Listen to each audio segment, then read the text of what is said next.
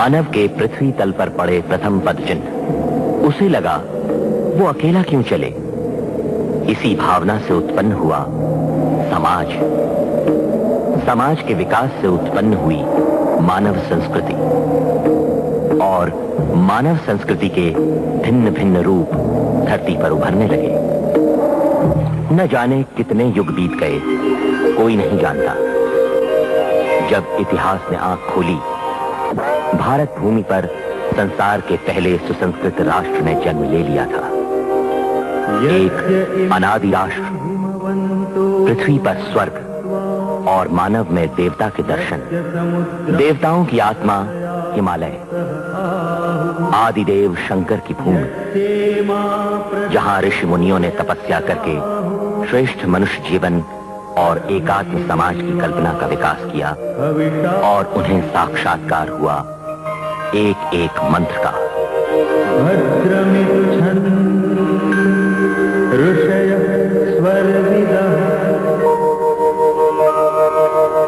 जितनी ऋषियों की प्रतिभा, उतना ही व्यापक राष्ट्र का विस्तार।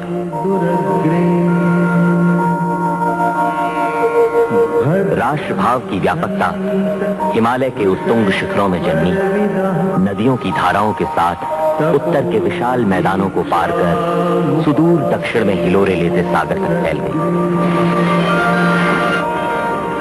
अनेक विविधताओं से भरी इस भूमि पर समान संस्कार और समान जीवन मूल्यों को अटूट धागे में बांधने का अद्भुत चमत्कार कर दिखाया उन तपस्वियों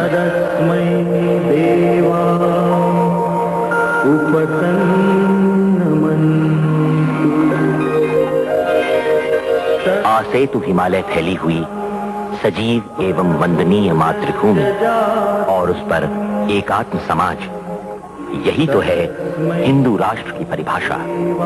मानव को सुख, शांति, समृद्धि और देवत्व की ओर ले जाने वाला राष्ट्र जीवन।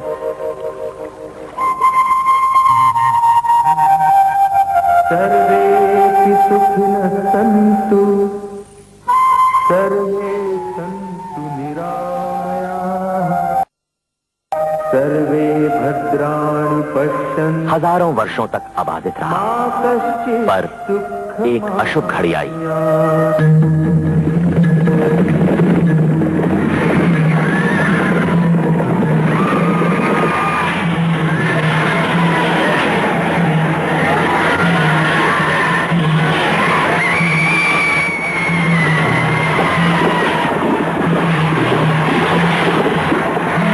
पश्चिमोत्तर दिशा से घाटी पार कर स्थल मार्ग से एक पाश्विक आक्रमण हुआ। फिर तो बार बार आक्रमण होने लगे। आक्रमणों का तांता सा लग गया।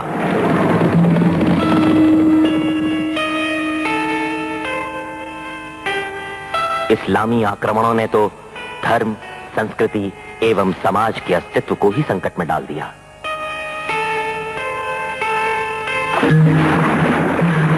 सारे संसार पर राज्य करने की महत्वाकांक्षा लेकर आक्रमण हुआ सागर मार्ग से। ये आक्रमण था हिंदू समाज की विचारधारा पर। सांस्कृतिक वृक्ष की जड़ें इन आक्रमणों ने खोखली कर दी।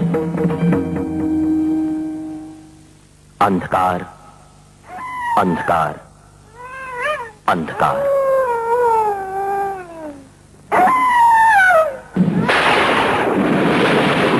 कभी कहीं कुछ क्षणों के लिए बिजली सी चमकी तो, पर क्षण भर के उस प्रकाश के बाद अंधकार और भी घना हो गया। राष्ट्रीय चेतना कभी लुप्त नहीं हुई। कहीं न कहीं एक नन्ही सी चिंगारी अवश्य चलती रही।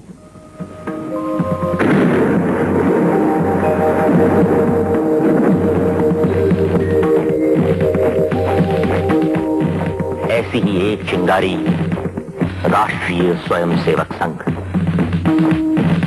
ऋषि, ब्रह्मर्षि एवं राजर्षियों के हाथों सिंचित इस महान संस्कृति का प्रतीक पवित्र भगवा ध्वज एक बार फिर ऊंचा लहराने लगा। राष्ट्र भावना का ये पुण्य प्रभाव अब तक की जमी सारी कालिमाओं को धो डालने के लिए निकल पड़ा।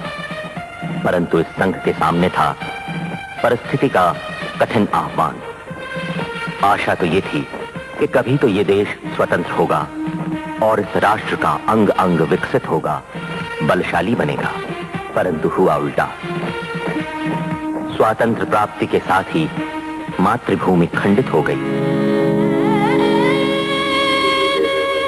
शेष भारत के स्वदेशी राज्यकर्ताओं ने हिंदुत्व से नाता ही तोड़ लिया।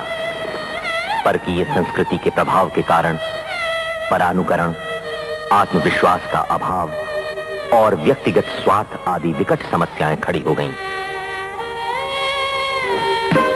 एक चुनौती थी लोक जीवन को एक नया आधार देने की। राष्ट्रीयता का मंत्र सारे समाज में पहुंचाकर संघ को समाजव्यापी बनाने की।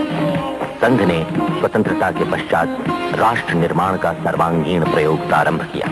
धर्म के नाम पर समाज में बहुत सी मिथ्या कल्पनाओं और कुप्रथाओं जैसे छुआछूत, ऊंच नीच का भेदभाव आदि को नष्ट करने, हिंदुओं के धर्मांतरण को रोकने, हमारे मठ मंदिर और तीर्थ स्थानों आदि के पावित्र्य को पुनः प्रस्थापित करने, धर्म गुरुओं को समाज के दुख सुख में समरस होकर उनकी सेवा में लगाने के लिए जन्म लिया विश्व हिंदू परिषद ने। तरुण विद्यार्थियों में राष्ट्रीय चेतना जागृत करने के लिए कटिबद्ध हुई अखिल भारतीय विद्यार्थी परिषद। देश में सच्ची ज्ञान साधना हो, शिक्षा संस्थाएं, शिक्षक, विद्यार्थी और पालक सब एक ही परिवार के घटक हैं। इस भारतीय कल्पना का साक्षात्कार किया है संस्था ने।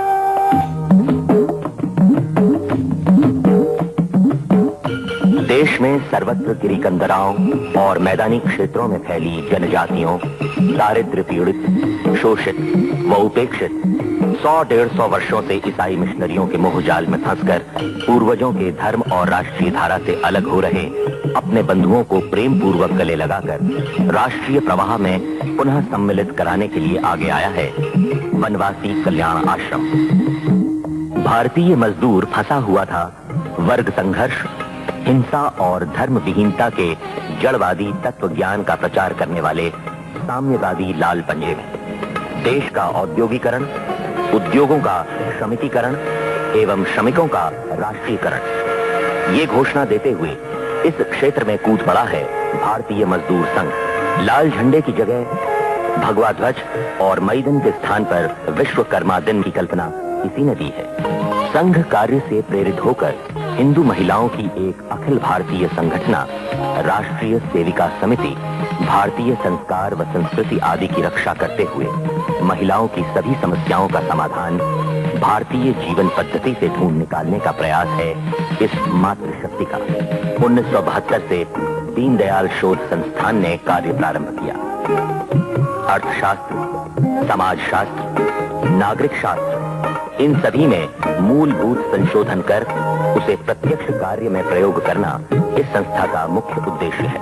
राष्ट्रीय स्वयंसेवक संघ ने राजनीति को सदा जीवन का एक भाग माना है।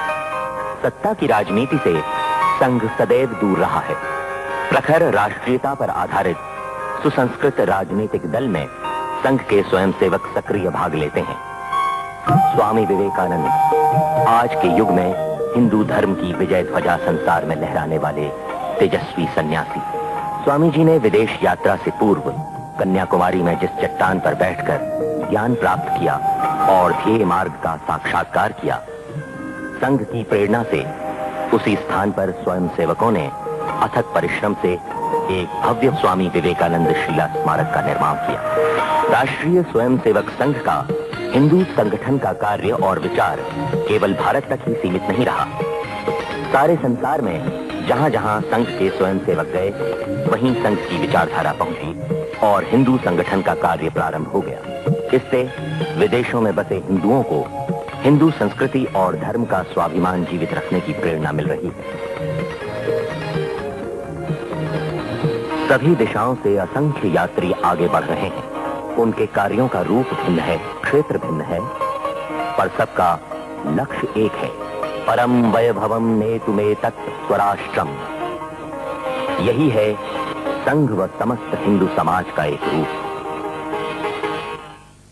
एक दृष्टा महापुरुष ने यह स्वप्न देखा। उसने घोषित किया कि संघ एक पावर हाउस है, विद्युत शक्ति का निर्मित केंद्र है।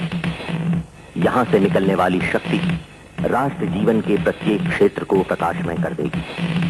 राष्ट्र का अंग प्रत्यंग बलशाली होगा। 100 वर्ष पूर्व जन्मे इस महापुरुष की पावन स्मृति में आज संपूर्ण राष्ट्र कृतज्ञ है, कृतार्थ है।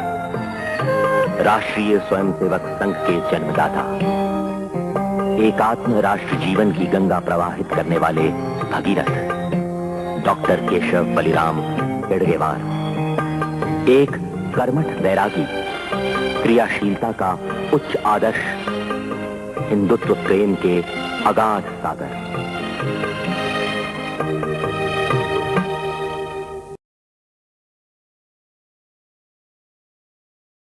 1 अप्रैल 1889, चैत्र शुद्ध प्रतिपद शके 1811, शककर्ता सम्राट शालिवाहन के विजय तिथि पर उनका जन्म हुआ।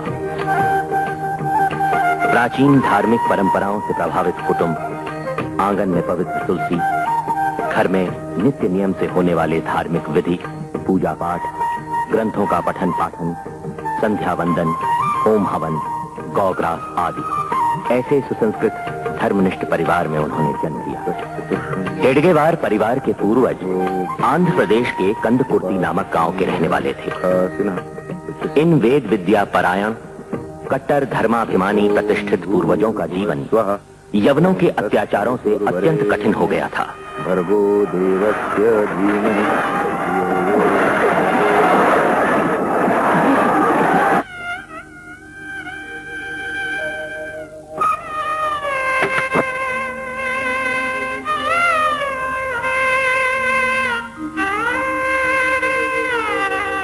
नागपुर के भोसलों की कीर्ति सुनकर हेडगेवार कुटुंब ने कंदकुर्ती छोड़ दिया और वे नागपुर आकर बस गए।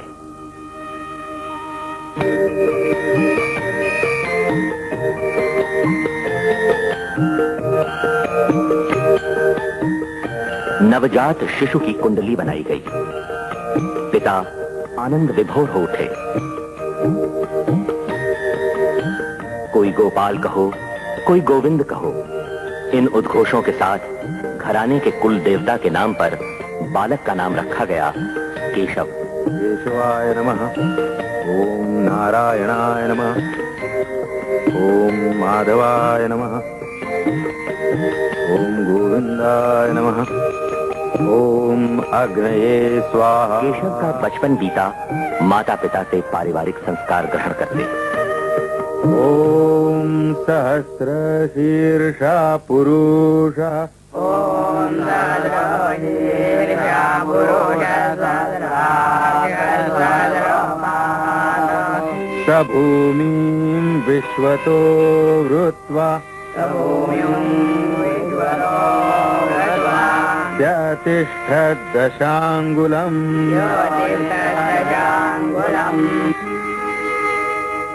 अक्षर ज्ञान का श्री गणेश कराया पिता ने।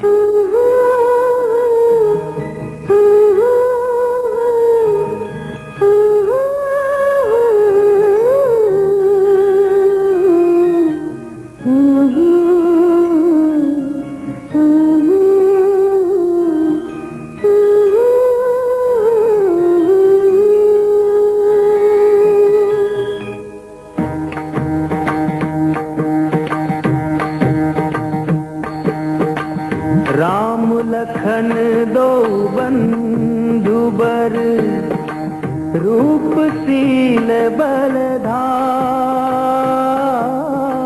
राम पिता की उंगली पकड़कर मंदिरों में होने वाले भजन कीर्तनों में जाकर रामायण महाभारत की कथाएं सुनी। ग्रंथ व उपदेशों में उन्हें धनुर्धारी राम दिखने लगे। अर्जुन को गीता का ज्ञान देते योगेश्वर कृष्ण के दर्शन हुए। भारत भूमि के प्रति स्वाभिमान के भाव से केशव का हृदय भर आया। नित्य नियम से व्यायाम, दिए के टिमटिमाते प्रकाश में अध्ययन। विजयादशमी का दिन, उस दिन पहली बार बाल केशव अपने पिताजी के साथ भोसलों के राजभवन गए। वहीं बाल केशव के मस्तिष्क में विचारों का तूफान खड़ा कर देने वाली पहली घटना घटी।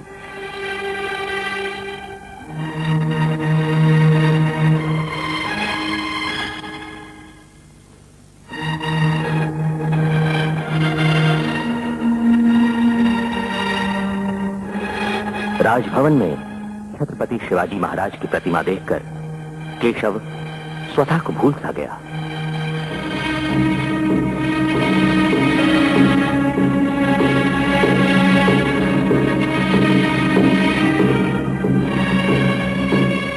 रघुजी राजा भोसले के चित्र पर पुष्प चढ़ाए। वहां ब्रिटिशों का यूनियन जैक देखकर केशव सन्न रह गया। भोसले तो हिंदवी स्वराज्य के आधार स्तंभ है, उनका पवित्र भगवा ध्वज कहां गया? ये किसका ध्वज है? ये यहां कैसे आया? तभी उसका ध्यान सीताबर्डी के किले पर फहराते हुए ब्रिटिशों के यूनियन जैक पर गया। बाल मन में सहज विचार आया कि यहां तो भगवा ध्वज होना चाहिए। शिवाजी महाराज का भी तो वही ध्वज था। मन में एक साहसिक कल्पना ने जन्म लिया। क्यों न चुपचाप किले तक एक सुरंग खोदी जाए और यूनियन जैक को हटाकर उस जगह भगवा ध्वज फहराया जाए। तुरंत ही बाल साथियों के साथ कार्य आरंभ कर दिया। सुरंग की खुदाई होने लगी, पर शिक्षक को पता लग गया। सारा भेद खुल गया।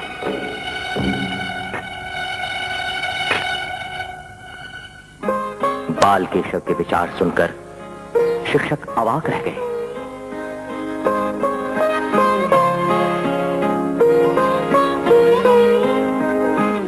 और केशव को गले लगाकर ऐसा करने से रोक दिया।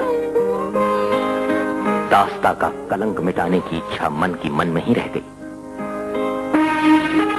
ईस्वी सन 1897 ब्रिटिश साम्राज्य को राज्य करते हुए 60 वर्ष पूर्ण हो चुके हैं। पाठशाला में उत्सव, मिठाई बांटने का कार्यक्रम। केशव की आयु केवल 8 वर्ष, पर उस समय भी उसके मन में स्वतंत्रता के प्रति अगाध प्रेम व पराधीनता के प्रति तीव्र वेदना छिप नहीं पाती। हमारी स्वतंत्रता छीनने वालों के उत्सवों से भला हमें क्या लेना देना, हमें क्या आनंद। केशव जबरदस्ती दी हुई मिठाई फेंक देता है।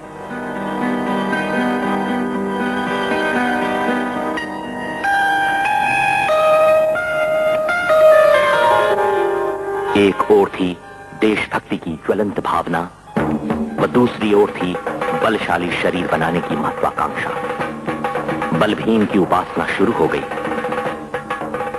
अखाड़े की लाल मिट्टी में कुश्ती लड़ना, मलखंब व अनेक प्रकार के व्यायाम करना दिनचर्या का भाग बन गया।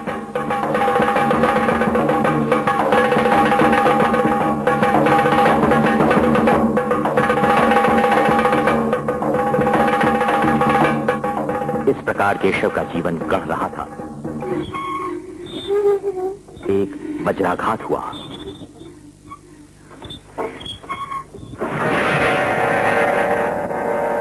क्रूर प्लेग ने एक ही दिन माता और पिता दोनों की बलि ले ली। दोनों का अंतिम संस्कार एक ही दिन, एक ही चिता पर।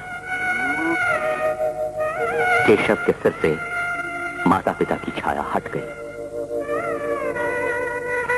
वो अत्यंत उदास हो गया।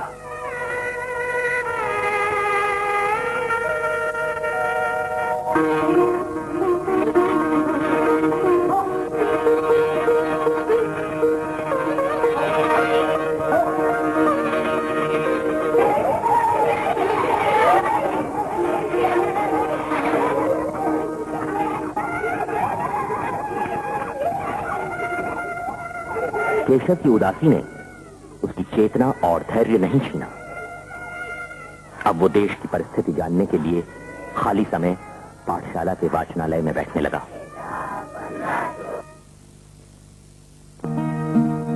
पुस्तकों से भरी अलमारियां, समाचार पत्र व अन्य पत्रिकाओं से लदे हुए टेबल, पर इसमें से क्या पढ़ा जाए? क्या पढ़ने से अपनी महान परंपरा का ज्ञान हो सकेगा? केशव ने धर्म और संस्कृति का सम्यक ज्ञान देने वाली पुस्तकों का अध्ययन किया। युवा खून को ललकार रहे थे केसरी और काल जैसे समाचार पत्र। देश की हवा गर्म थी, असंतोष बढ़ रहा था। असंतोष की इस आग को अधिक भड़काने का काम कर रहे थे लोकमान्य तिलक की लेखनी से निकले केसरी के तेजस्वी लेख। केसरी और तिलक दोनों ही केशव के आराध्य देव बन गए। स्थान स्थान पर होने वाले बमों के धड़ाके और गोरे साहबों के होने वाले रक्तपात के साथ साथ ब्रिटिश सरकार के अत्याचार भी बढ़ते गए। तिलक गर्जना के साथ पूछ रहे थे, क्या सरकार का दिमाग ठिकाने पर है? भारतीय अधिकारियों की लाचारी, क्रांतिकारियों की दिल दहला देने वाली कार्यवाहियां, वंग भंग, राष्ट्रीय संतोष के 4 सूत्र, इन्हीं सब कारणों से विदेशी सत्ता का बेचैन होना स्वाभाविक था। लोकमान्य तिलक पर राजद्रोह का अभियोग लगाकर मुकदमा चलाया गया। केशव के मन पर भीषण आघात, बमों के धमाके बढ़ते गए। निर्भय खुदीराम कच्ची उम्र में ही फांसी पर चढ़ा दिए गए। तिलक जी की सहायता के लिए धन इकट्ठा किया जाने लगा। उनकी सुप्रसिद्ध घोषणा, स्वराज्य मेरा जन्म अधिकार है और मैं उसे लेकर ही रहूंगा। ऐसे समय में केशव को एक ही चिंता थी, वो क्या करे। उसके मन का ज्वालामुखी फूटना चाहता था। केशव तिलक पक्ष के विदर्भ के वरिष्ठ नेता डॉक्टर मुंजे के साथ विचार विनिमय करने लगा।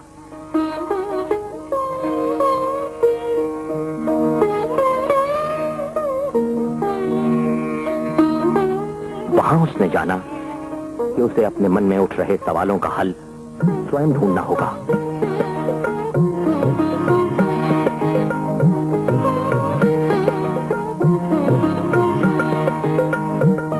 उसे कुछ कर दिखाने का अवसर मिला और वो कूद पड़ा असंतोष के प्रबल प्रवाह में, अकेला नहीं, अपने मित्रों के साथ।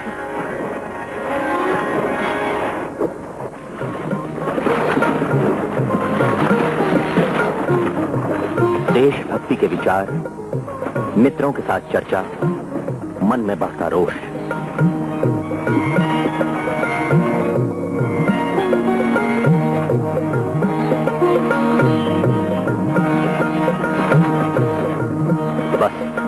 यूं ही 4-5 वर्ष बीत गए। दशहरे की छुट्टियों में केशव मध्य प्रदेश के रामपायली गांव में अपने चाचा के यहां गया। विजयादशमी अर्थात हर्षोल्लास के साथ सीमा पार करने का पर्व, रावण की राक्षसी प्रवृत्तियों के दमन का दिन। केशव अपने आप को वश में नहीं रख पाया। उसने पहला भाषण, पहली गर्जना की। रावण दहन का सच्चा अर्थ क्या है? आज रावण की जगह है अत्याचारी अंग्रेजी शासन। उसने हमें लंबे समय से दास्ता की बेड़ियों में जकड़ रखा है। आज के दिन उसका सर्वनाश करने की भीष्म प्रतिज्ञा हमें करनी है। वंदे मातरम।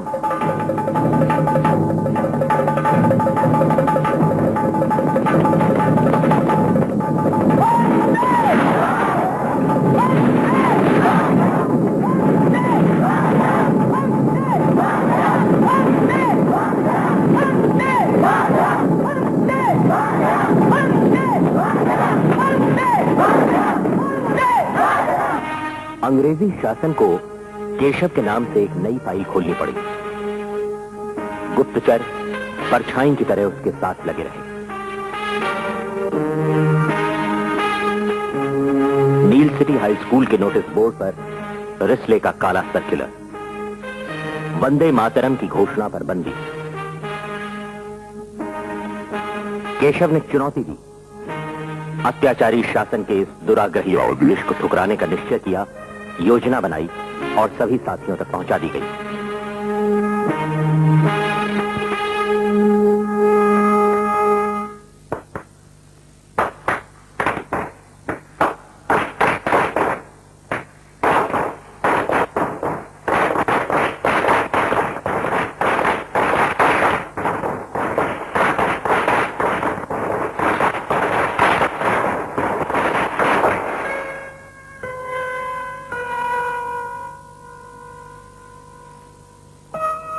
मुख्याध्यापक और शिक्षकों के साथ डिप्टी साहब कक्षा का निरीक्षण करने आए और अचानक सुनाई दी। अधिकारी अवाक रह गए। दूसरी कक्षा के पास वही घोषणा,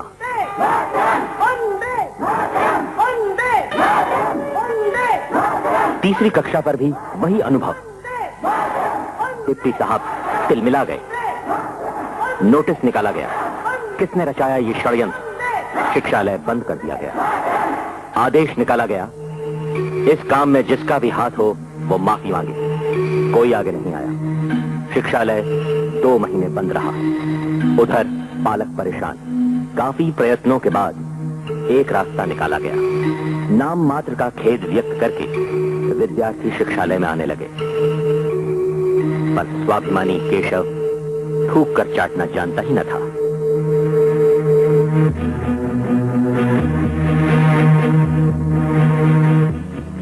उसने क्षमा नहीं मांगी। केशव को शिक्षालय से निकाल दिया गया। अब आगे क्या?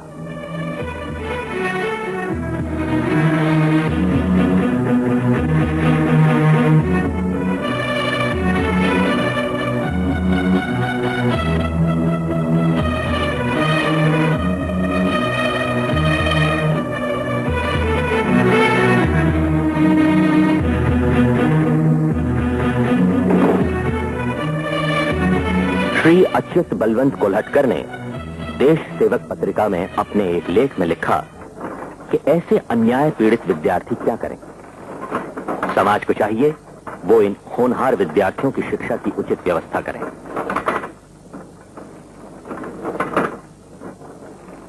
डॉक्टर मुंजे और श्री कोल्हटकर जी ने स्वयं यमतमाल में श्री बापू साहब अणे की राष्ट्रीय शाला में केशव को प्रवेश दिलाने की व्यवस्था की।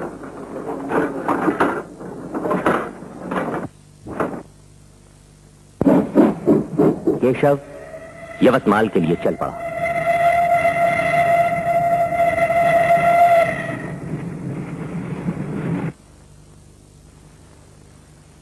पर थोड़े ही समय में वो राष्ट्रीय शाला भी सरकारी कोप से न बच सकी और बंद कर दी गई।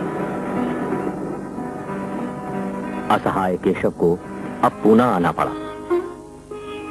यद्यपि लोकमान्य तिलक केशव के आराध्य देव उस समय मंडाले के कारावास में बंदी थे, फिर भी केशव की तीव्र इच्छा थी उनका प्रेरणादायक निवास देखने की, गायकवाड़ बाड़े को जी भर देखकर अपने आप को धन्य करने की। बड़ी श्रद्धा से उसने वो स्फूर्तिदायक स्थान देखा। कर्मण्येवाधिकारस्ते मा फलेषु कदाचन। केशव मैट्रिक की परीक्षा में सम्मिलित हुआ और फिर वापस नागपुर। मैट्रिक के पश्चात फिर वही समस्या, आगे क्या किया जाए।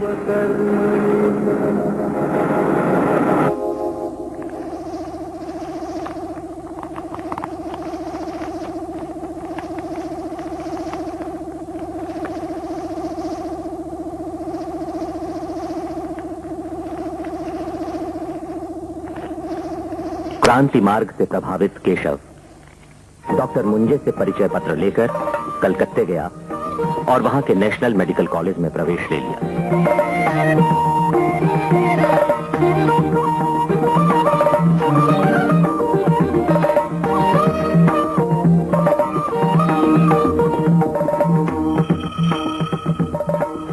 वहीं पर बम विद्या के गुरु प्राध्यापक चौधरी से उनकी भेंट हुई।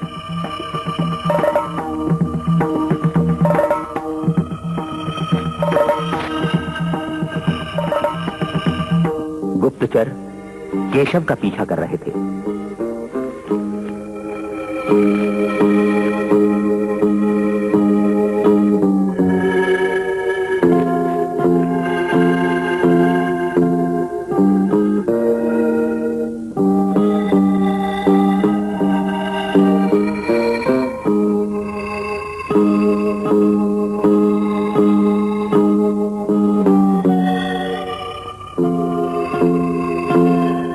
कठिनाइयों को हटाकर अंत में उसने अनुशीलन समिति में स्थान पा ही लिया।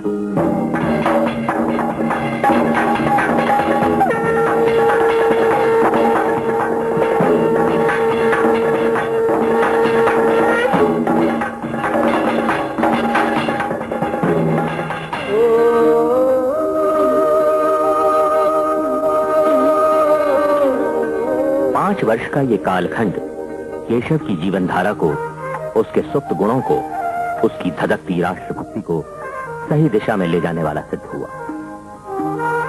केशव ने नागपुर, मध्य प्रांत आदि भागों के क्रांतिकारियों का संपर्क कलकत्ते की अनुशीलन समिति से कराया।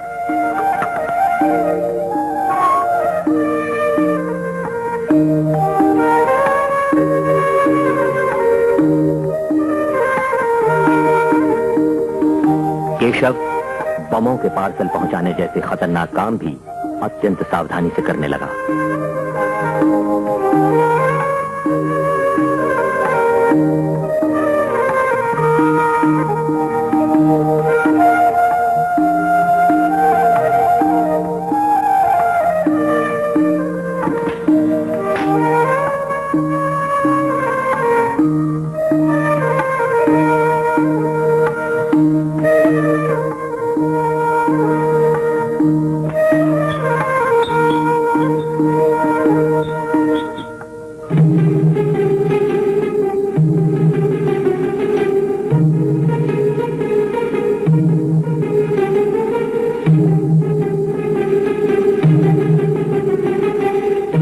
मराठी गुप्तचर उसके पीछे लगा था, पर केशव इतना चतुर निकला कि उल्टा उसी से सरकारी गुप्त समाचार जानने लगा।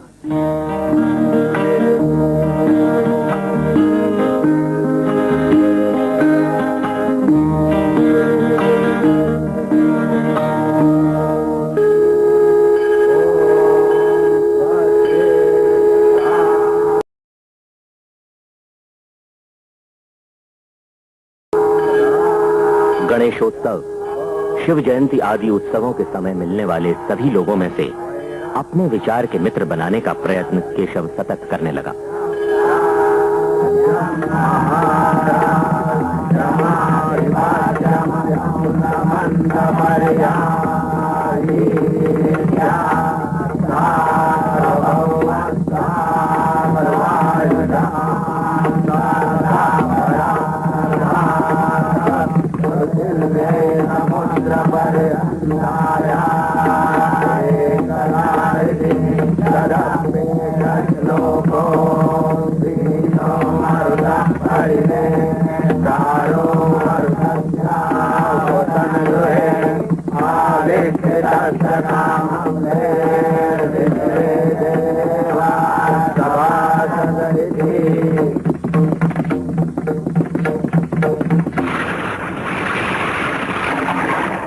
इन्हीं दिनों दामोदर नदी में भयंकर बाढ़ आई।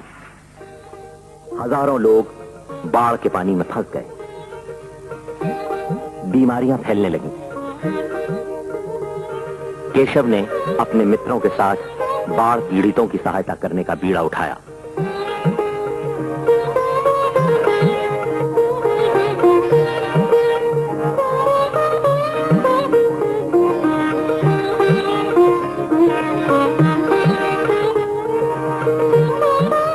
ये लोग भूखे बेघर लोगों को अन्न पहुंचाते।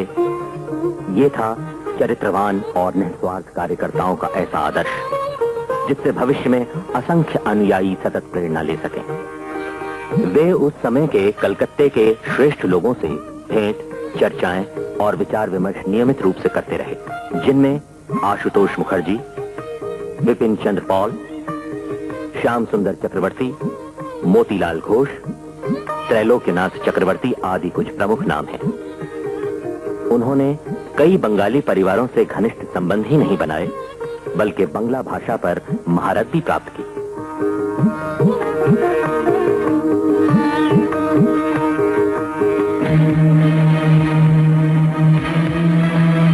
एक भयंकर दुर्घटना। बम बनाने वाले स्थान पर धमाका। एक क्रांतिकारी साथी चल बसा। भाग दौड़ मच गई, पर सावधानी से, किसी को पता भी न चला। कौन था वो? क्या था उसका नाम? एक अज्ञात हुतात्मा। उगते हुए सूर्य को साक्षी रखकर उसका दाह संस्कार हुआ।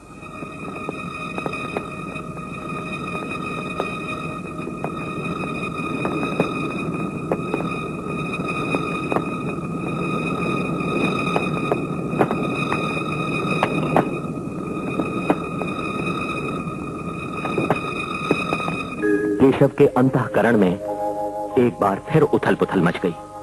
कहां ले जाएगा सशस्त्र क्रांति का ये मार्ग? धनु धानु पुष्पे भरा आमादेर बसुंधरा ताहार माझे आछे देशे सकल देशेर जीवन नौका फिर आगे चल पड़ी।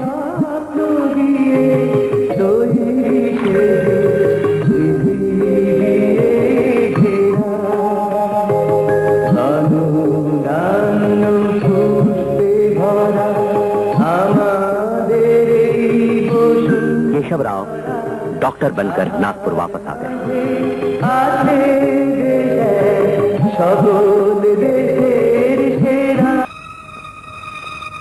सगे संबंधियों द्वारा केशव से विवाह करने का आग्रह, कई स्थानों से विवाह के लिए प्रस्ताव, कुछ लड़कियों के तो चित्र भी उन्हें दिखाए गए। केशवराव ने पत्र द्वारा अपने चाचा को अंतिम निर्णय सुना दिया। आजन्म अविवाहित रहकर राष्ट्र सेवा करने का मैंने व्रत लिया है।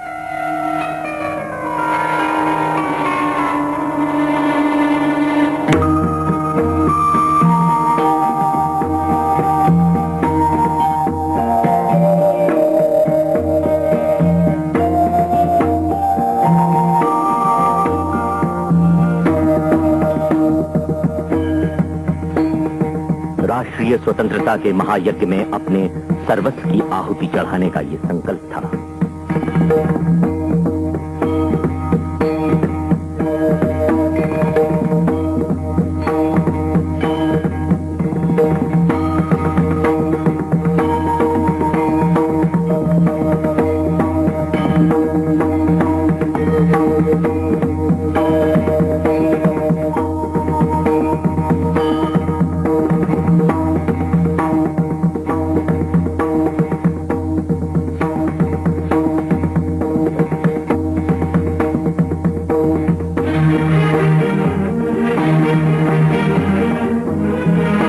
मन में लगन थी समस्त मध्य प्रदेश में क्रांतिकारियों का एक जाल बिछाने की। पहले विश्व युद्ध में फंसे अंग्रेजों की स्थिति का लाभ उठाकर सारे देश में सशस्त्र क्रांति की आग भड़काने की। परंतु लोकमान्य तिलक का कहना था कि देश अभी सशस्त्र क्रांति के मार्ग पर जाने के लिए तैयार नहीं है। इस मार्ग पर चलने वाले रास्ते में ही फंस जाएंगे। और हुआ भी ऐसा ही। लोगों का धैर्य, मनोबल टूटने लगा। गुप्त बातें गुप्त नहीं रह पाती थीं। विश्व युद्ध भी समाप्त होने को था। घोर निराशा, अब तक का किया हुआ अथक परिश्रम, साहस, त्याग सब धूल में मिल गए। क्या हमारी घोर तपस्या का यही फल है? और डॉक्टर हेडगेवार स्वातंत्र प्राप्ति के अपने ध्येय से अडिग रहे। अत्यंत सावधानी से उन्होंने एक क्रांतिकारी के नाते अब तक किए हुए कार्य का सिंहावलोकन किया, उसके टूटे हुए बंध ठीक किए और उसको संवारा। फिर लोकमान्य तिलक जी से भेंट।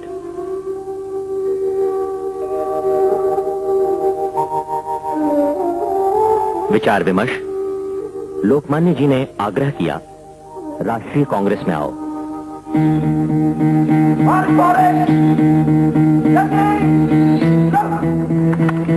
अमृतसर में जलियांवाला बाग का हत्याकांड, सन 1919 की अमृतसर कांग्रेस। डॉक्टर साहब फिर कूद पड़े कांग्रेस के आंदोलन में, तिलक जी के अनुयायी होकर। सन 1920 के नागपुर अधिवेशन में तिलक जी को अध्यक्ष बनाने का संकल्प, पर विधि का विधान कुछ और ही था।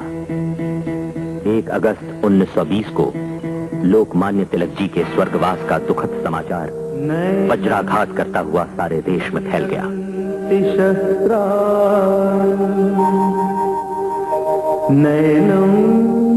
डॉक्टर हेडगेवार अत्यंत दुखी।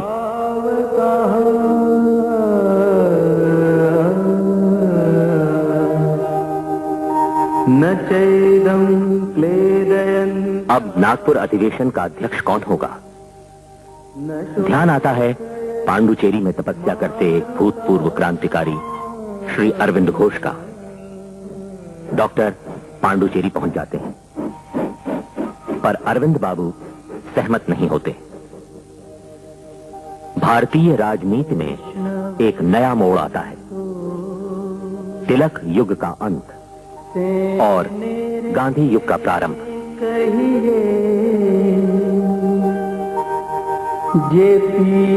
गांधी जी का चरखा नए संघर्ष का प्रतीक बन गया। नागपुर कांग्रेस विषय नियामक समिति डॉक्टर हेडगेवार का प्रस्तुत किया हुआ प्रजासत्ता की मांग का प्रस्ताव कागजों पर ही धरा रह गया। अपनी टीका टिप्पणी में यूं ने कहा कि इस प्रस्ताव को यूं ठुकराना नहीं चाहिए था। इसी समय गांधी जी ने असहकार आंदोलन की घोषणा की और साथ ही खिलाफत आंदोलन को स्वीकार किया और मान्यता दी। डॉक्टर साहब को यह बिल्कुल नहीं भाया, परंतु वे राष्ट्रीय आंदोलन से दूर भी नहीं रहना चाहते थे। आंदोलन को तीव्र बनाने के लिए वे गांव-गांव घूमने लगे, कभी बैलगाड़ी पर तो कभी पैदल। जनता की भावनाओं को जगाने वाले ब्रिटिश सरकार की कड़ी टीका टिप्पणी और निंदा करने वाले उनके भाषण। परिणाम, डॉक्टर साहब को बंदी बना लिया गया, उन पर मुकदमा चलाया गया। डॉक्टर साहब ने अपनी पैरवी स्वयं की। अपने बचाव के लिए उन्होंने कहा, आज हिंदुस्तान में न्याय पर आधारित कोई राज्य संस्था अस्तित्व में है ऐसा मुझे नहीं लगता। यहां जो सत्ता है वो पाश्विक शक्ति के आधार पर जबरदस्ती लादी गई तानाशाही है। कानून तो उसका दास है और न्यायालय हैं उसके खिलौने।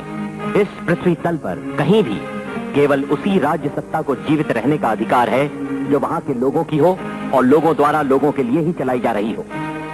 उन्होंने उल्टे सरकारी वकील से ही पूछा, क्या सचमुच कोई ऐसा कानून है जिसके आधार पर एक देश के लोगों को दूसरे देश के लोगों पर राज्य करने का अधिकार प्राप्त होता हो? पर अंत में न्याय के इस नाटक में न्यायाधीश श्री स्मेली द्वारा डॉक्टर साहब को 1 वर्ष का सश्रम कारावास सुना दिया गया। न्यायाधीश ने कहा कि अपराध की तुलना में बचाव और भी अधिक आक्रामक है।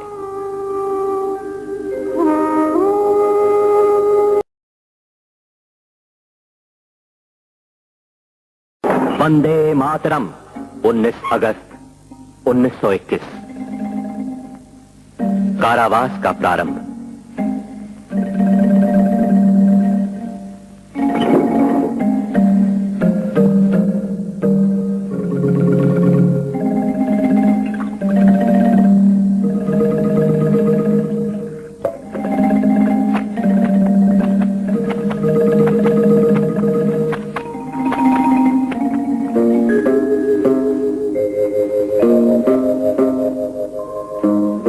आज तक जो पढ़ा, देखा और अनुभव किया, उसी पर गंभीरता से चिंतन।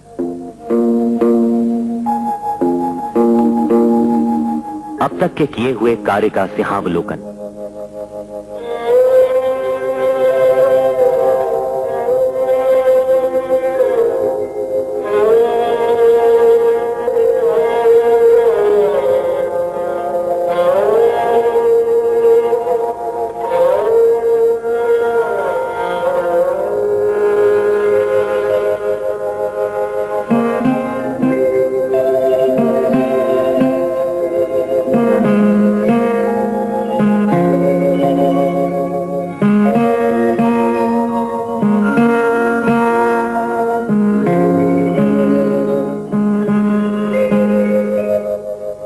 कांग्रेसी मार्ग की दिशा, खिलाफत आंदोलन के दुष्परिणाम, मोपलों के अत्याचार, इन सब घटनाओं का देश के भविष्य पर प्रभाव।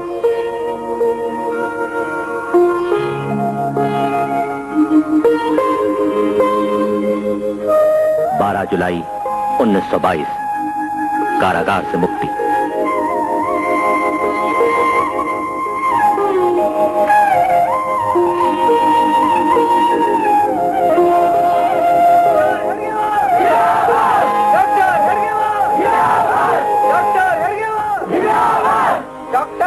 नागपुर के वेंकटेश थिएटर में डॉक्टर हेडगेवार का सम्मान।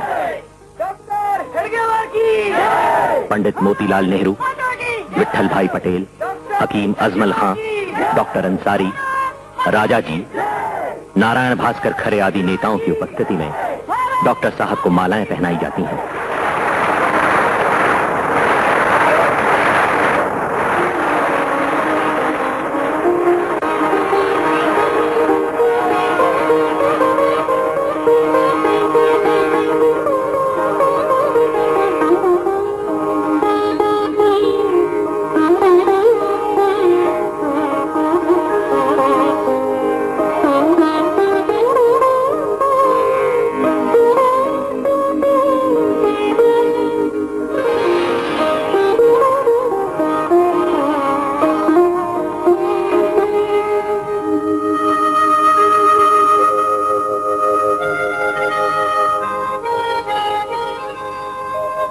मेरे गले में तो मालाएं पड़ी, पर इससे देश को क्या लाभ हुआ? देशभक्ति के विचार, मित्रों के साथ चर्चा, अंतःकरण में बढ़ता असंतोष, कुछ कर गुजरने की प्रबल इच्छा और साहसिक कार्य करने की उत्कंठा तरुण जोशीले केशव के समक्ष एक आह्वान था। दौरा, प्रवास और स्वातंत्र वीर सावरकर जी के साथ चर्चा। सार्वजनिक आंदोलन क्षणिक और अस्थायी। सशस्त्र क्रांति का मार्ग न संभलने वाला। हिंदू मुस्लिम एकता एक भ्रम। अपने राष्ट्र के अमर अस्तित्व का मर्म जानकर सुसंगठित सामर्थ्यशाली हिंदू समाज का पुनर्निर्माण आज यज्ञ कुंड रिक्त है, शांत है। ये ज्वाला पुनः कैसे प्रज्वलित होगी? ध्येय और निष्ठाओं को नष्ट करने वाली इस आंधी में कौन जगाएगा ज्वाला?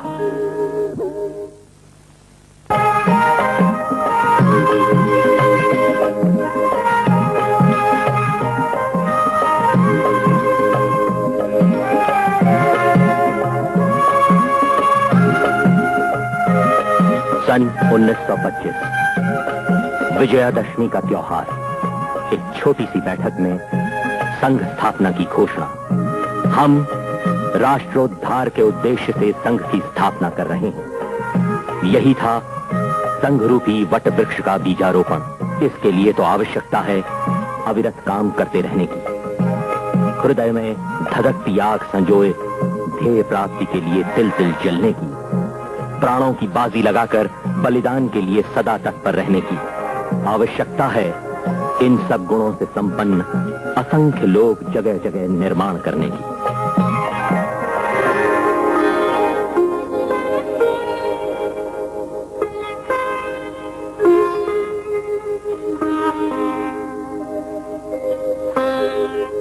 गीली मिट्टी की तरह बचपन में ही छात्रों को आकार देना है, ढालना है। अपने महान कार्य का लक्ष्य सामने रखकर कार्यस्थल सालूबाई मोहिते का पुराना निर्जन बाड़ा एक खंडहर जैसा ईंट और पत्थरों से भरा।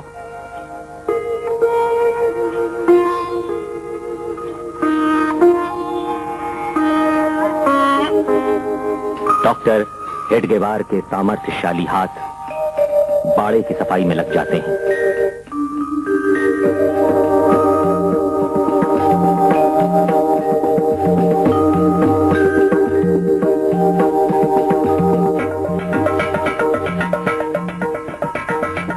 ईंट पत्थर दूर फेंके जाने लगे। डॉक्टर साहब की सहायता के लिए धीरे धीरे सभी जुट गए।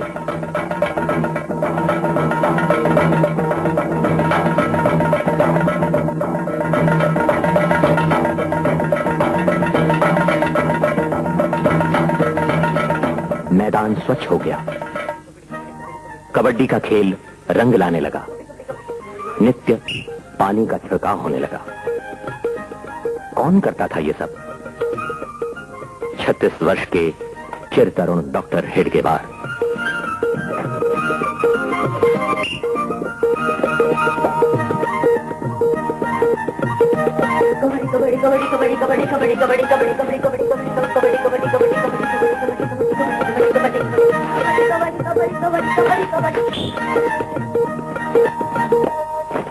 स्वयंसेवक कदम मिलाकर चलना सीखने लगे।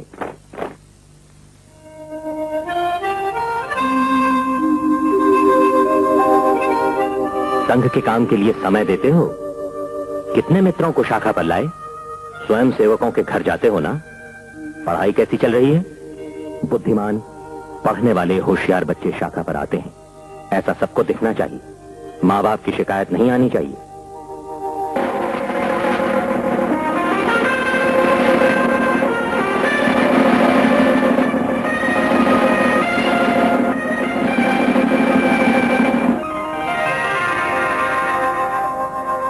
डॉक्टर साहब के साथ स्वयं सेवक बातचीत में रमने लगे, उनके रंग में रंगने लगे।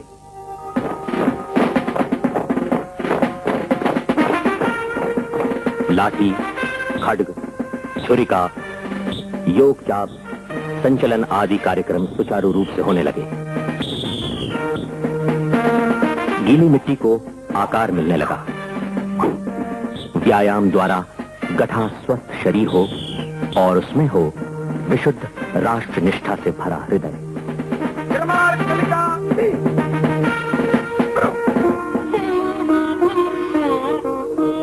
आज हम में से कोई बीमार है? शाखा में नहीं आया है? चलो उसे देखने चलें। प्रेम से उसकी पूछताछ करें, उससे पारिवारिक आत्मीयता का संबंध जोड़ें। शाखा यशस्वी रूप से चलाने का तंत्र स्वयं सेवकों को अपने आप समझ में आने लगा।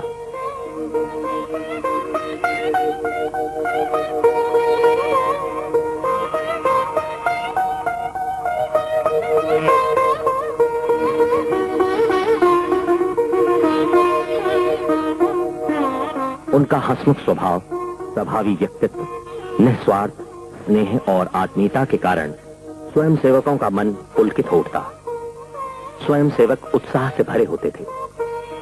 एक मस्ती होती थी और मन में एक स्वप्न होता था, शाखा विस्तार।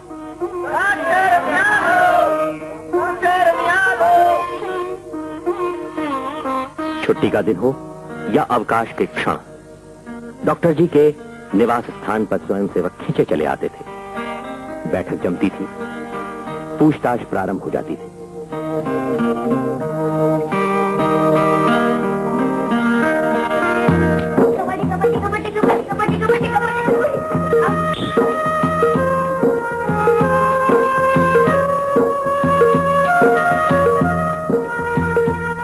संघ कार्य का अर्थ केवल खेलना, गप्पे लगाना, संचलन करना इतना ही नहीं। भगवा ध्वज अपना गुरु है, उसका पूजन, उसके सम्मुख समर्पण करने की भावना, ध्येय प्राप्ति के लिए सतत कार्य करते रहना।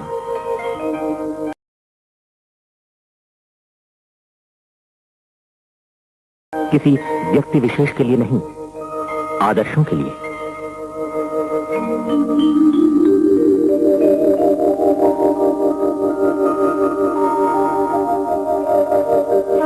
चैतन्यमय संघ स्थान, वहां विकसित होने वाले असंख्य मूल्यवान जीवन।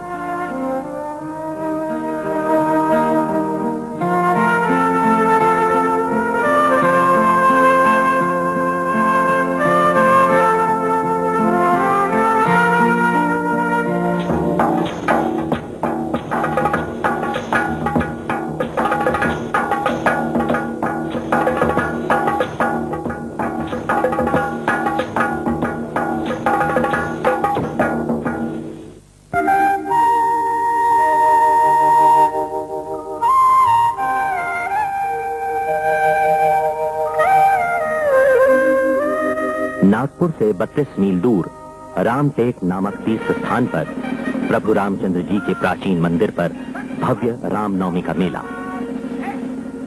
संघ के स्वयं सेवकों द्वारा उचित व्यवस्था, हिंदू मंदिरों की पवित्रता की रक्षा, वहां अनुशासन तथा नई नई स्थापित संघ शाखाओं की लोगों को जानकारी। कुछ वर्षों तक ये क्रम ठीक चलता रहा।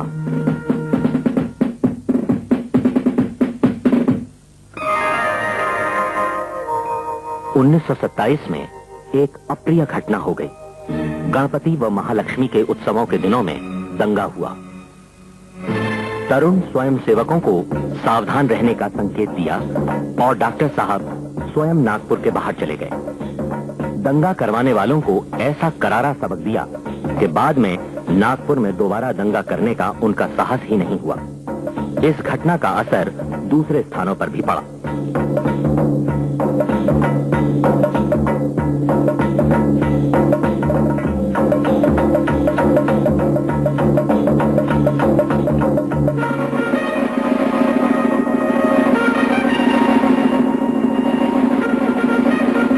नागपुर के ही पास स्टार्की पॉइंट स्वयं सेवकों को राष्ट्र के लिए प्रतिज्ञाबद्ध कराने का पहला कार्यक्रम।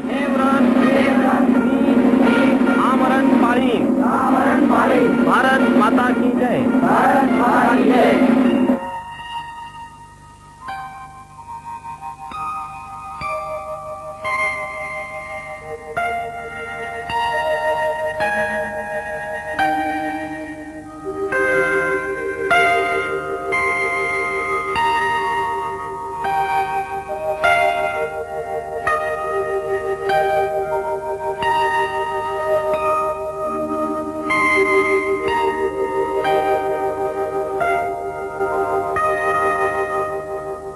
गांधी जी की इतिहास प्रसिद्ध दांडी यात्रा शुरू हुई। नमक कानून तोड़ा गया।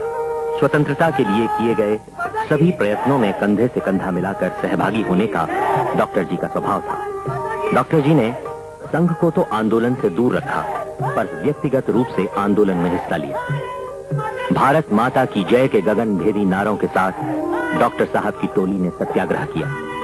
फिर गिरफ्तारी, मुकदमा और 9 महीने का सश्रम कारावास। अकोला कारावास में बंदी। प्रत्येक परिस्थिति में उस अवसर का उपयोग संघ कार्य के लिए कैसे किया जाए, यह डॉक्टर साहब को अच्छी तरह मालूम था। कारावास में आए हुए साथियों को संघ समझाना, उनसे चर्चा करना, गप्पे लड़ाना, हास्य विनोद करना और उनके साथ कबड्डी खेलना भी शुरू हो गया। ऐसा लगता था ये कारावास नहीं, संघ की ही एक शाखा लगी।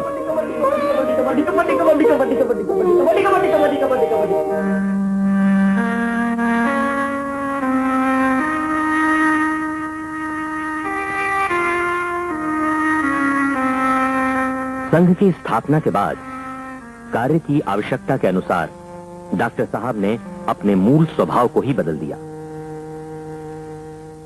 डॉक्टर साहब कारावास से मुक्त हुए। उनकी अनुपस्थिति में भी संघ कार्य की वृद्धि हुई। जेल जाते समय डॉक्टर साहब ने स्वयंसेवकों से कहा था कि संघ आप ही का है, इसको बढ़ाने का उत्तरदायित्व भी आप ही का है। महापुरुषों का संघ के प्रति कुतूहल जागा। पंडित मदन मोहन मालवीय जी संघ की कार्य पद्धति देखकर फूले न समाये। वर्धा संघ का शिविर चल रहा था तो अचानक महात्मा गांधी जी ने वहां दर्शन दिए। कुछ सवाल पूछे, यहाँ हरिजन कितने हैं? जवाब मिला, यहाँ का हर स्वयंसेवक हिंदू है। सांप्रदायिकता देखना हमें डॉक्टर जी ने सिखाया ही नहीं, संघ को ये स्वीकार ही नहीं। इन दिनों डॉक्टर साहब संघ की शाखाओं के विस्तार के लिए प्रवास कर रहे थे, बैठकें ले रहे थे, प्रतिज्ञा के कार्यक्रम ले रहे थे। मध्य प्रांत वराड में शाखा की संख्या 40 तक पहुंच गई।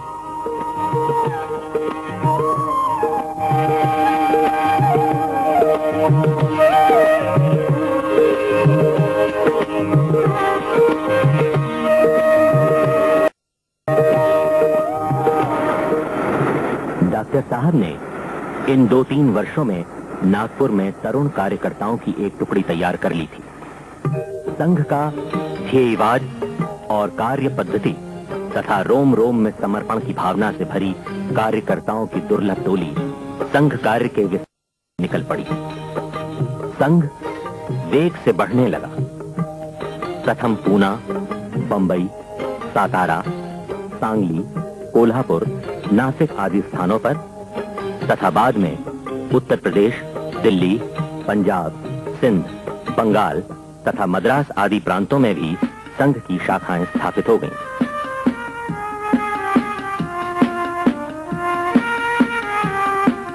सभी स्थानों से डॉक्टर साहब का स्वयं अखंड पत्र व्यवहार चलता रहा।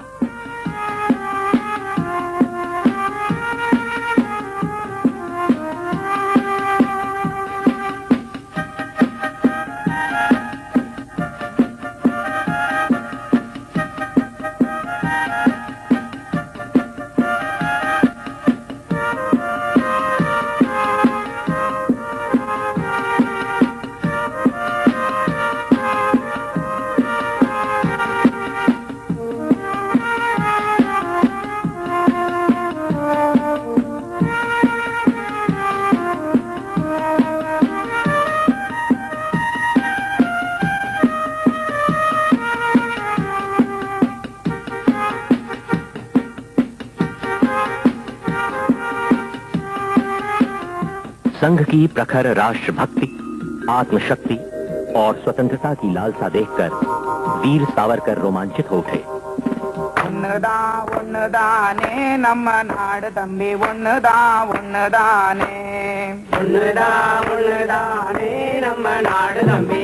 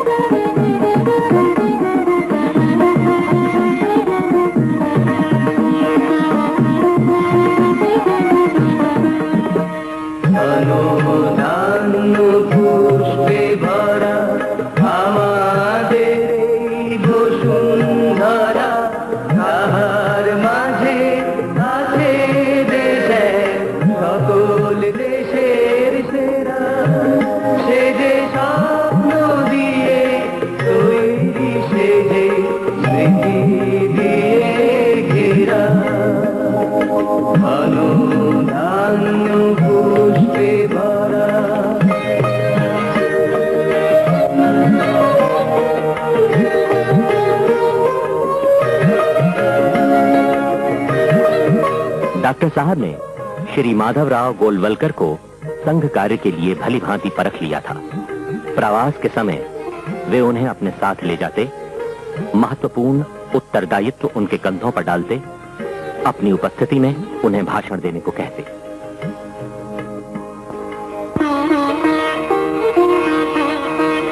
अखंड प्रवास, अथक परिश्रम और अत्यंत कष्टमय जीवन के कारण डॉक्टर साहब का शरीर क्षीण हो गया था, थक गया था।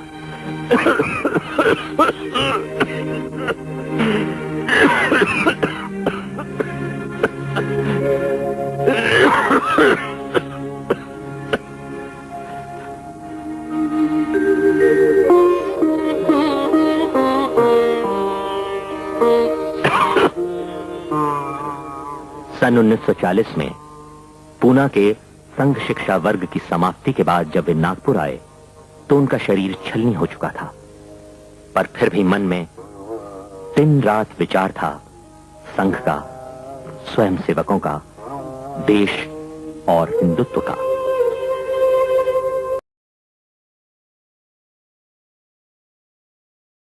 कल संघ शिक्षा वर्ग का अंतिम दिन है, जिनके कर्तव्य के बलबूते पर ही मैं हिंदू राष्ट्र की निर्मिति के स्वप्न देख रहा हूं, उन मेरे हृदय के टुकड़ों से क्या मैं मिल भी नहीं सकूंगा? इस वर्ष के अपने इस वर्ग में मैं अपने सामने मानो संपूर्ण हिंदू राष्ट्र की छोटी सी प्रतिमा देख रहा हूं। आप सब लोगों का मुझसे तो कुछ पुराना परिचय तो है नहीं, फिर भी क्यों मेरा मन आपकी ओर दौड़ रहा है? क्यों आपका मन मेरी ओर खींच रहा है? हम लोगों की भाषाएं भिन्न है, रहन सहन की पद्धतियां भिन्न है, फिर भी सब स्वयंसेवक क्यों इतने हिल मिल कर रहते हैं? इसका केवल एक ही कारण है, और वो ये है कि वे सब संघ के घटक हैं। संघ की विचारधारा ही ऐसी है कि यहाँ अपरिचित भी एक दूसरे की ओर आकर्षित हो जाते हैं। यद्यपि हम यहाँ से चले जाएंगे, बिछड़ेंगे, फिर भी ये कोई दुख का अवसर नहीं।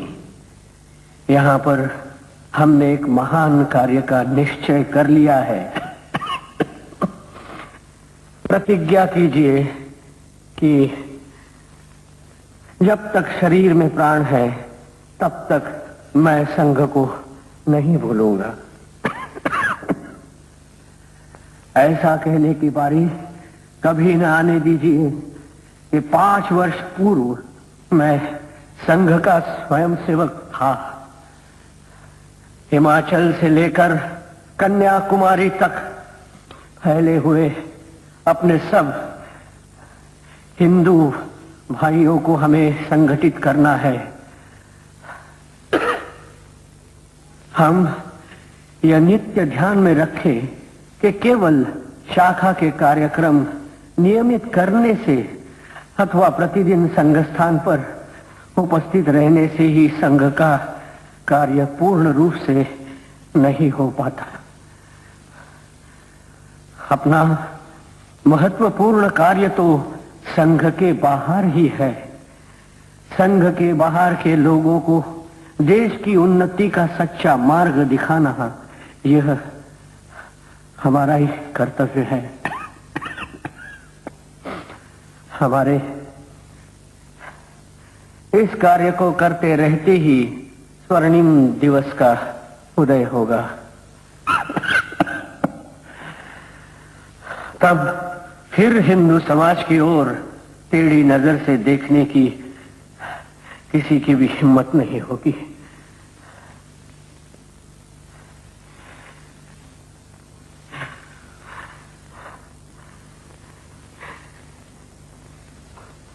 भारत माता की जय।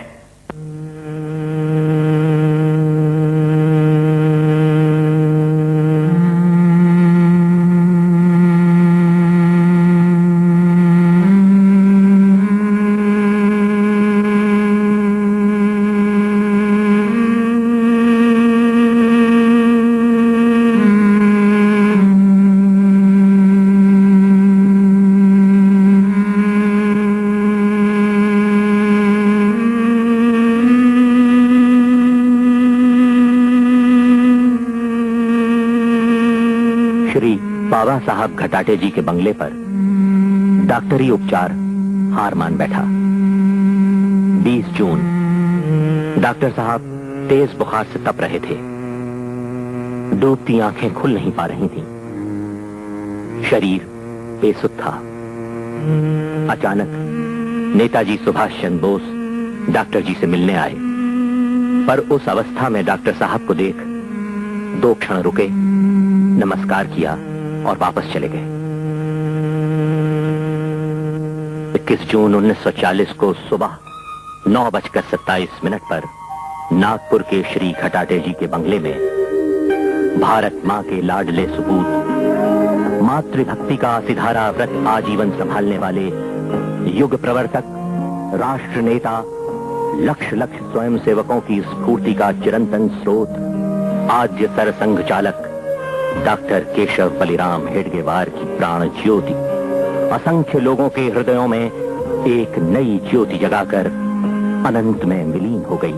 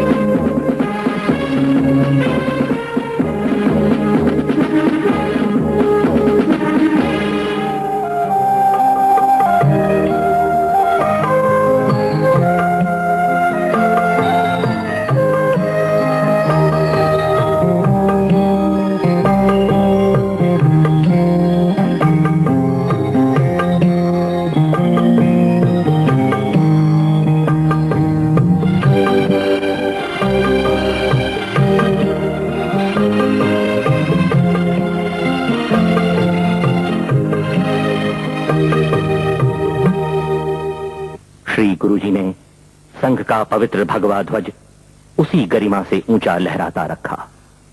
33 वर्षों तक संघ कार्य के लिए अपना शरीर तिल तिल जलाया, डॉक्टर साहब की तरह।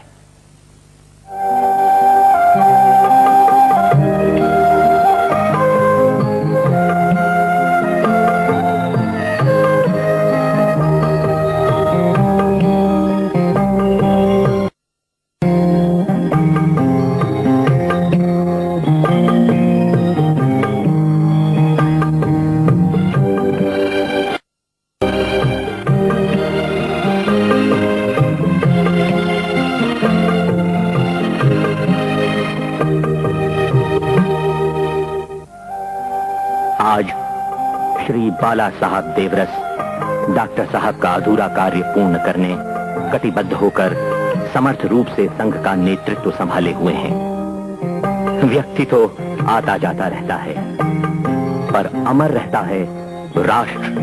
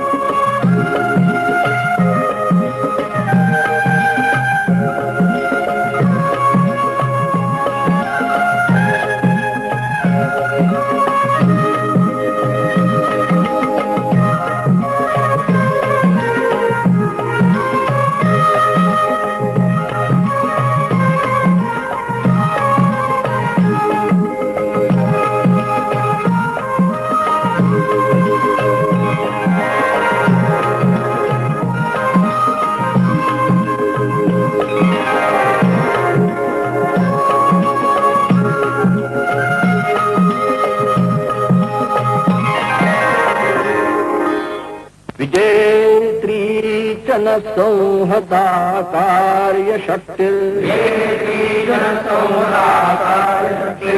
विधायास्य धर्मस्य संरक्षणम्।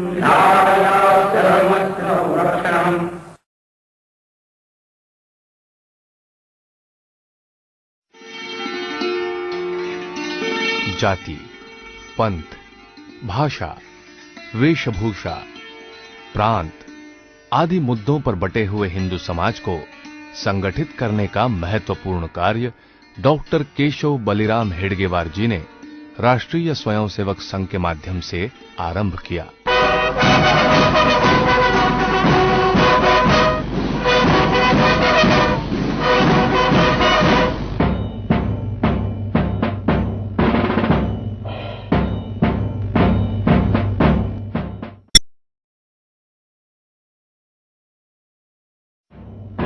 मैं केशव बलिराम हेडगेवार कहता हूं कि हिंदुस्तान हिंदू राष्ट्र है, ऐसी जोशपूर्ण गर्जना की, हिंदुओं में स्वाभिमान जगाया। 1925 से लेकर 1940 तक के 15 वर्षों के कालखंड में दिन रात परिश्रम करके राष्ट्रीय स्वयंसेवक संघ को अखिल भारतीय स्वरूप दिलाया। बिना किसी आर्थिक लाभ की अपेक्षा किए भारत मां के भूतपूर्व वैभव को लौटाने के इच्छुक, राष्ट्रभक्ति से प्रेरित युवकों के इस संगठन को डॉक्टर हेडगेवार जी ने श्री माधव सदाशिव गोलवलकर गुरुजी के हाथों सौंपकर इहलोक से विदा ली।